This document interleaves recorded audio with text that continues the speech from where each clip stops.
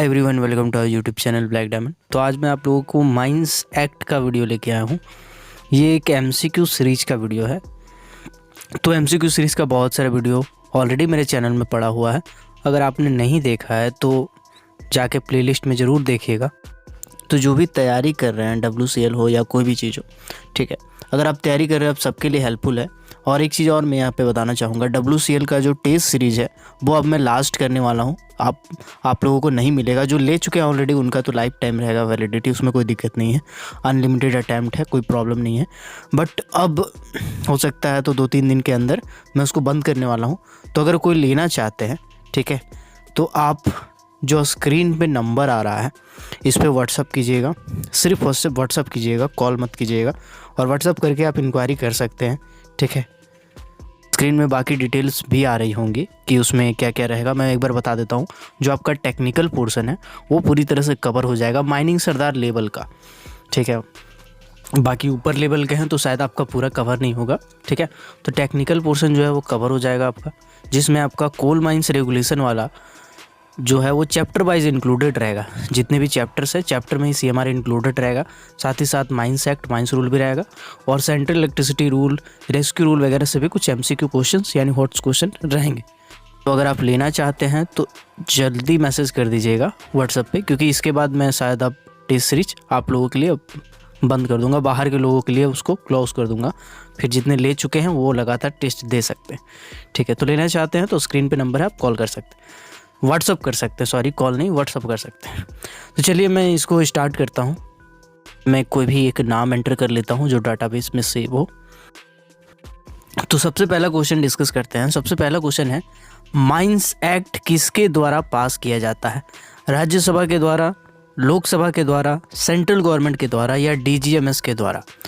तो इसका जो आंसर हो जाएगा वो एक्चुअली हो जाएगा पार्लियामेंट के द्वारा पास किया जाता है, यानी लोकसभा के द्वारा पास किया जाता है, ठीक है। तो जो इसका आंसर हो जाएगा वो लोकसभा एक्चुअल में हो जाएगा, ठीक है। क्योंकि लोकसभा में जितने भी मेंबर होते हैं वो सभी डिस्कस करते हैं, प्रचार करते हैं, जो मतलब आपस में विचार विमर्श करते हैं कि एक चीज़ को लेके, एक पॉइंट को लेके, उसके बाद जाके एक्ट बनाया जाता है। इसीलिए एक्ट को कुछ ऐसा डिज़ाइन किया गया है कि एक बार इसको बनाने के बाद इसको बार बार चेंज करने का ज़रूरत नहीं पड़े। देख सकते हैं आप, 1952 में बनाया गया था एक्ट और वो आज तक चल रहा है, जबकि आज 2022 है, ठीक है ना। तो उसको बार बार चेंज नहीं करना पड़े, इसी तरह से उसको डिज़ाइन किया गया है। अगला क्वेश्चन है, माइंस एक्ट में कुल कितने सेक्शन हैं? तो माइंस एक्ट का टोटल सेक्शन आपका 88 है।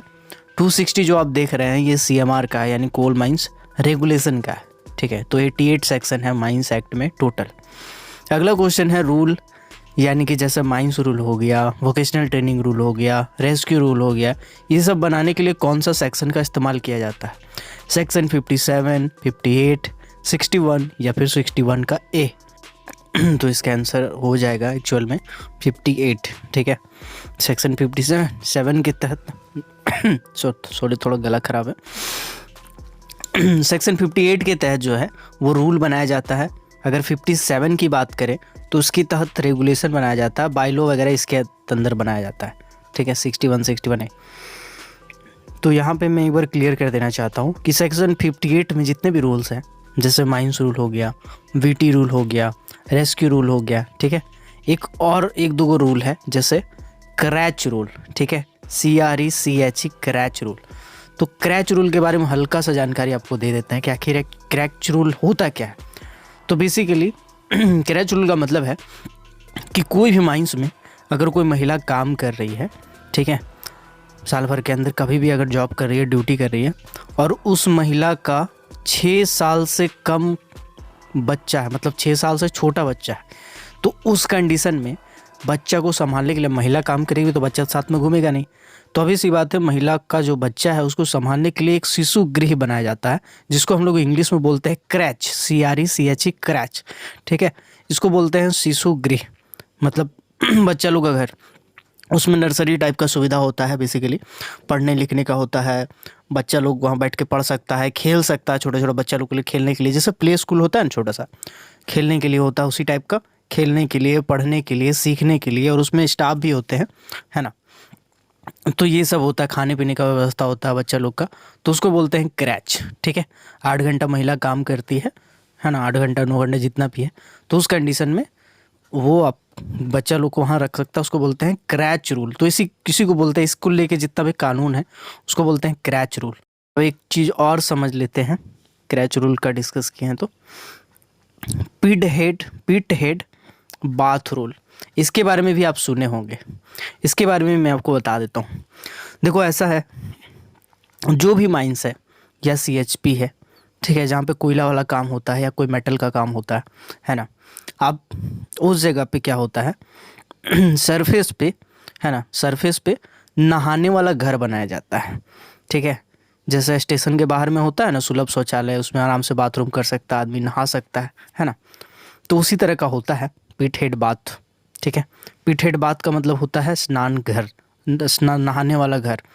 तो इसमें कुछ सुविधाएं होती है, मतलब माइंस में अगर आदमी काम कर रहा है या सीएचपी में काम कर रहा है, अगर आदमी हो या औरत हो, तो आदमी के लिए अलग और औरत के लिए अलग एक तो नहाने का घर बनाया जाता है, और साथ ही साथ लॉकर का सुविधा दिया जाता है। ठीक है, तो बेसिकली ऐसा है कि कोल माइंस में आप ये सब चीज़ नहीं देखे होंगे शायद, बट प्रोविज़न तो है।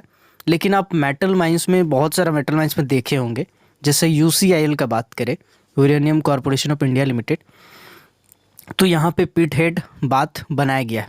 क्योंकि देखो यार ऐसा है कि उसमें थोड़ा सा रेडिएशन वगैरह होता है ना, तो माइनिंग करने के बाद आदमी आता है सरफेस में सरफेस में आने के बाद जो कपड़ा उपड़ा है ना, कपड़ा पर्स है मोबाइल है बहुत कुछ होता है, तो उसको वो लॉकर में रख देता है, और उसके बाद नहाता है, नहा धो के अपना कपड़ा वपड़ा पहन के फ्रेश होके वहाँ से वो घर निकलता है। तो एक्चुअली इसको लेके जितना भी प्रोविज़न है इसको बोलते हैं पिट हेड बाथ रूल। तो ये सब जितने भी रूल है, ये सभी रूल बनाए जाते हैं सेक्शन 57 के तहत। अब आते हैं अगला क्वेश्चन। ठीक है, अगला क्वेश्चन है रेगुलेशन। रेगुलेशन जैसे सीएमआर हो गया, मेटलीफेरस माइंस रेगुलेशन हो गया, है ना, इसके साथ में ऑयल वाला हो गया। तो बेसिकली सीएमआर 2017, ठीक है, मेटल माइंस वाला 1961, है ना, और एक तो होता है ऑयल माइंस रेगुलेशन। ठीक है, अगर आप माइनिंग की है, डिप्लोमा माइनिंग वगैरह या बीटेक माइनिंग, तो आप कोल या मेटल में जाते हैं। ठीक है, लेकिन अगर आप पेट्रोलियम इंजीनियरिंग वगैरह किए होते तो उस कंडीशन में आप ऑयल में जाते हैं, है ना। तो रेगुलेशन जो बनाया जाता है वो आपका सेक्शन 57 के तहत बनाया जाता है ना। सेक्शन 57 के तहत जितने भी रेगुलेशन होते हैं माइंस में उसको बनाया जाता है। माफ़ कीजिएगा, थोड़ा गला का प्रॉब्लम है, इसीलिए 2-3 दिन से वीडियो नहीं बना पाया था, तबीयत थोड़ा डाउन चल रहा है, बट कोई नहीं, मैं अभी किसी तरह बना लूँगा आज। इसके बाद आते हैं अगला क्वेश्चन के ऊपर, माइंस एक्ट सबसे पहले कब बनाया गया था? तो माइंस एक्ट सबसे पहले कब बनाया गया था, तो इसका आंसर जो है एक्चुअल में 1923 है। पहली बार 1923 में बनाया गया था। यहाँ पे मैं एक छोटा सा चीज़ बताना चाहूँगा आपको। देखिए, एक एक्ट था, जनरल क्लासेस एक्ट। ठीक है, इसके बारे में थोड़ा आइडिया दे देते हैं आपको। General classes act 1897। तो देखो ऐसा है यार कि जब भारत आज़ाद नहीं हुआ था तो समझिए कि बहुत ज़्यादा जाति किया जाता था, बहुत ज़्यादा बेईमानी किया जाता था अंग्रेज़ों के द्वारा। तो जनरल क्लासेस एक्ट 1897 के हिसाब से माइंस वगैरह चला करता था उस टाइम, जो कि अंग्रेज़ लोग बनाए थे, है ना। ब्रिटिश हुकूमत का था, गवर्नमेंट ब्रिटिश का था, सेंट्रल गवर्नमेंट ब्रिटिश का था, सब कुछ ब्रिटिश का था, है ना। तो उसमें एक नियम ये बना दिया गया था कि जब कभी भी कोई एक्ट, रूल, रेगुलेशन कुछ भी पास किया जाएगा, कुछ भी ड्राफ्ट भेजा जाएगा, तो उसके बाद 3 महीना के बाद ही कोई विचार विमर्श उस पर किया जाएगा। मतलब अगर कोई सजेशन देना चाहते हैं तो 3 महीना के बाद। और इतना चंट था अंग्रेजी हुकूमत वाला अफसर लोग, है ना, क्या करता था वो, जैसे कोई देने वाला रहता था अपना सजेशन वगैरह, उस भारतीय को नौकरी से निकाल दिया जाता था, बोर्ड मेंबर से हटा दिया जाता था। ठीक है, जो कमेटी था उससे हटा दिया जाता था, है ना। उस टाइम तो अलग टाइप का कमेटी था, जनरल क्लासेस एक्ट 1897 के हिसाब से। तो इसमें बेसिकली पूरा का पूरा अंग्रेज को देख के बनाया गया था, अंग्रेजी सत्ता को देखते हुए ये पूरा का पूरा नियम बनाया गया था, ब्रिटिश हुकूमत का था। तो इसमें भारतीयों के साथ बहुत ज़्यादा शोषण वगैरह होता था और भारतीय उतना दूर तक पहुंचते नहीं थे पहले। ठीक है, तो इसके बाद माइंस एक्ट फिर वापस से 1923 में बनाया गया था, है ना। पहली बार 1923 में बनाया गया था। लेकिन इसके बाद भी इसमें बहुत सारा गड़बड़ था, क्योंकि अंग्रेजी हुकूमत उस टाइम भी था। फिर जब भारत आज़ाद हुआ तो 1952 में, है ना, 1947 में आज़ाद हुआ था, तो 1952 में वापस से माइंस एक्ट बनाया गया, है ना। ठीक है, तो इसका आंसर हो जाएगा 1923। माइंस एक्ट पहली बार 1923 में बनाया गया। अगला क्वेश्चन है, बाई लॉ कौन से सेक्शन का इस्तेमाल करते हुए बनाया गया था? तो इसका आंसर हो जाएगा आपका, इसका आंसर एक्चुअली आप बताइएगा, क्योंकि इसका मैं ऑलरेडी बता चुका हूँ 57 में क्या है, 58 में क्या है, तो आप बताइएगा, इसका मैं नहीं बताऊँगा। क्वेश्चन नंबर 6 का ए होगा, बी होगा, सी होगा या डी होगा? कमेंट सेक्शन में कमेंट करके ज़रूर बताइएगा, ठीक है। अगला क्वेश्चन है, एडल्ट का अर्थ है वह व्यक्ति जिसने डैश वर्ष पूरा कर लिया हो, 16 वर्ष, 18 वर्ष, 20 वर्ष या 21 वर्ष। तो एडल्ट का मतलब बेसिकली होता है जो 18 साल या उससे ज़्यादा का हो, तो उसको एडल्ट बोलते हैं, है ना। यहाँ पे एक बार एज वाला सब क्वेश्चन क्लियर कर देते हैं। 16 साल से पहले कोई भी ट्रेनिंग नहीं कर सकता है, कम से कम 16 साल होना चाहिए, 16 से 18 के बीच।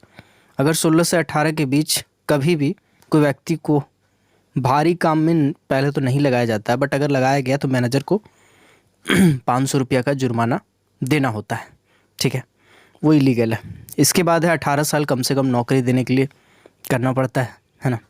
20 साल कोई भी DGMS का एग्ज़ाम देने के लिए कम से कम एज होना चाहिए, और 23 साल कोई भी इंजीनियर हो या मैनेजर हो उस पोस्ट में बैठने के लिए बेसिकली 23 साल कम से कम एज होना चाहिए, ठीक है। 23 साल का उम्र कम से कम होना चाहिए मैनेजर बनने के लिए, इंजीनियर बनने के लिए। तो एज वाला ही सब डाटा है। इसके बाद एक और चीज़ यहाँ पे क्लियर कर देते हैं, एज वाला। नॉर्मल रिटायरमेंट का एज 60 साल है, लेकिन लेकिन लेकिन अगर पूछा जाएगा कितना साल तक सर्विस दे सकते हैं, तो वो हो जाएगा 70 साल। क्योंकि जब आदमी का 60 साल हो जाता है तो उसके बाद हर साल, है ना, 60 से 61 हुआ तो हर साल आपको मेडिकल जांच कराना पड़ता है, और मेडिकल जांच कराने के बाद आप 70 साल तक मैक्सिमम सेवा दे सकते हैं। इसके बाद किसी भी हालत में आप सेवा नहीं दे सकते, कंटिन्यू नहीं रख सकते। तो यहाँ पे एडल्ट का मतलब पूछा है तो 18 साल हो जाएगा इस क्वेश्चन का आंसर, ठीक है।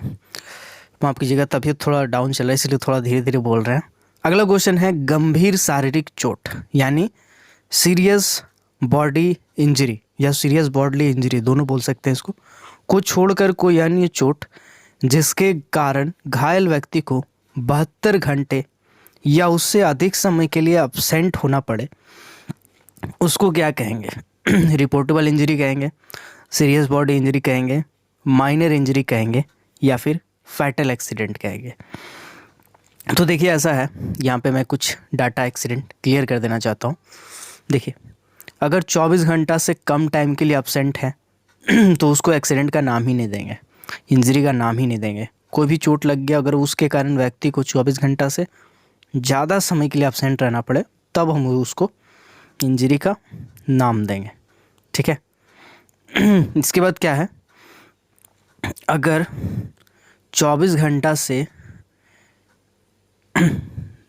ज़्यादा टाइम के लिए अब्सेंट रहना पड़ता है, ठीक है, 24 घंटा से 72 घंटा के बीच, ठीक है, 24 घंटा से 72 घंटा के बीच अगर अब्सेंट रहना पड़ता है तो उसको हम लोग बोलते हैं माइनर इंजरी। माइनर इंजरी क्या होता है? जैसे छोटा मोटा चोट, कोई आदमी चल रहा है, चलते चलते फिसल के गिर गया, उसको चोट लग गया, पैर उर फूल गया, पैर सूज गया, मुँह चाक गया, तो ये सब क्या है? ये सब माइनर इंजरी है। या हाथ छिला गया, हाथ से हल्का खून बहने लगा, ठीक है, कट आ गया हाथ में, है ना, मशीन चला रहा था, कहीं कट आ गया हाथ में थोड़ा सा, ठीक है, खून बहने लगा, तो वो सब माइनर इंजरी है, ठीक है। जिसके कारण बेसिकली 72 घंटा से कम यानी 24 घंटा से 72 घंटा के बीच उसको अब्सेंट रहना पड़े, है ना, उसको बोलते हैं। इसके बाद होता है रिपोर्टेबल इंजरी।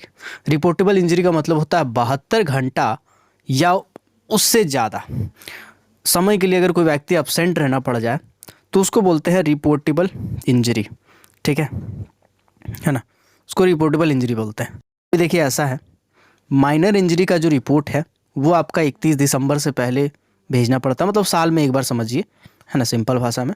और रिपोर्टेबल इंजरी का जो डाटा है उसको हर 3 महीना में यानी क्वार्टरली भेजना पड़ता है, ठीक है। इसके बाद आते हैं सीरियस बॉडी इंजरी पे। सीरियस बॉडी इंजरी क्या होता है? सीरियस बॉडी इंजरी ऐसा इंजरी होता है जिसमें शरीर का कोई एक पार्ट परमानेंटली लॉस हो जाए, परमानेंटली काम करना बंद कर दे, उसका यूटिलाइजेशन बंद हो जाए, है ना, या बॉडी को प्रभावित करे परमानेंट। जैसे आँख का रोशनी चला जाना, सुनने का क्षमता खत्म हो जाना, हाथ का हड्डी का, हाथ का पैर का, कहीं का बॉडी का हड्डी टूट जाना। हड्डी टूट जाना भी सीरियस बॉडी इंजरी है। इसके बाद हाथ कटना, पैर कटना, कोई बॉडी डिसफंक्शन हो जाना, या कोई ऐसा पार्ट पैरालाइज्ड हो जाना, ये सभी के सभी सीरियस बॉडी इंजरी में आएंगे। सीरियस बॉडी में 24 घंटा के अंदर हम लोग इन्फॉर्म करते हैं और बेसिकली 48 घंटा में रिपोर्ट बना के भेजते हैं। ठीक है, 24 घंटा के अंदर हमको इन्फॉर्म करना पड़ता है अगर बेसिकली सीरियस बॉडी इंजरी हो जाता है तो। इसके बाद एक होते हैं फैटल एक्सीडेंट और डिजास्टर। इसमें भी वही कानून है, 24 घंटे में भेजना पड़ता है। फैटल एक्सीडेंट का मतलब होता है ऐसा दुर्घटना जिसमें किसी एक व्यक्ति की मौत हो जाए या एक से ज़्यादा, यानी 9, 1 से लेकर के 9 व्यक्ति की मौत हो जाए। 1 ठो, 2 ठो, 3 ठो, 4 ठो, 5 ठो, 6 ठो, 7 ठो, ऐसे करते हुए 9 व्यक्ति तक भी अगर मरता है तो उसको हम लोग फैटल एक्सीडेंट में मानेंगे, मतलब मृत्यु होने पे उसको फैटल एक्सीडेंट मानेंगे। इसके बाद एक होता है डिजास्टर, है ना। डिजास्टर का मतलब होता है 10 से ज़्यादा व्यक्ति अगर मर गए हैं तो उसको हम लोग डिजास्टर कहते हैं। ठीक है, अब यहाँ पे एक चीज़ ध्यान दीजिएगा, क्वेश्चन क्या पूछता है, फैटल एक्सीडेंट है या डिजास्टर है। ठीक है, इस कंडीशन में पहला तो 24 घंटा के अंदर आपको इंक्वायरी वगैरह मतलब करना होगा। ठीक है, प्रथम दृष्टता जांच जो होता है वो आपको 72 घंटे के अंदर करवाना होता है। कोई दुर्घटना होने के बाद अगर 72 घंटा तक उस दुर्घटना स्थल से छेड़छाड़ नहीं करे तो मैनेजर उस पर काम शुरू करवा सकता है। लेकिन अगर फैटल एक्सीडेंट या डिजास्टर होता है तो उस कंडीशन में 2 महीने के अंदर कोर्ट ऑफ इंक्वायरी का जांच करना ज़रूरी है। जी हाँ, कोर्ट ऑफ इंक्वायरी का, लोकल वाला नहीं कि मैनेजर जांच लिया या कोई इंस्पेक्टर डीजीएमएस से आके जांच लिया, नहीं। कोर्ट ऑफ इंक्वायरी उसका रिपोर्ट देगा, जांच करेगा। ठीक है, फैटल में और डिजास्टर दोनों के केस में। ठीक है लेकिन सेंट्रल गवर्नमेंट अगर चाहे तो इस जांच में रोक लगा सकता है, इसीलिए सबसे बड़ा सेंट्रल गवर्नमेंट हो जाता है ना। तो बेसिकली यहाँ पे जो क्वेश्चन पूछा है सीरियस बॉडी इंजरी का, तो यहाँ पे हो जाएगा 72 घंटा या उससे अधिक में तो रिपोर्टेबल इंजरी हो जाएगा बेसिकली। ठीक है ना।